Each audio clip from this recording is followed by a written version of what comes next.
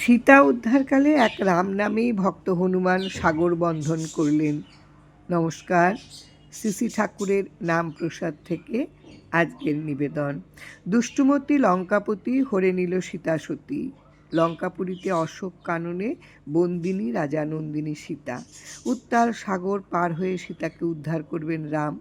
সসৈন্য সমুদ্র পার হয়ে যেতে হবে লঙ্কাপুরে, তাই চলেছে এর আয়োজন।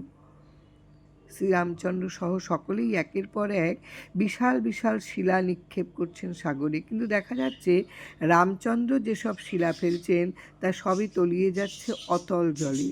বিস্ময়কর হলো ভক্ত ভগবান হনুমান প্রতিটি শিলার গায়ে নাম লেখে রাম নাম আর তার মুখে বললেন জয় শ্রীরাম। যেসব লীলা সমর্পণ করলেন জলে সেগুলিই কেবল ভাসছে সাগরে। ওরে, সাগরের জলের কি সাধ্য যে ভক্তের হাতে রাম নাম লীলা একটি শিলা ডুবায় তার জলে।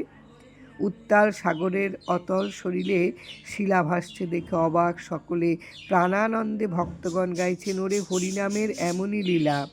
ডোবে শিলা শোলা, ভাসে শিলা।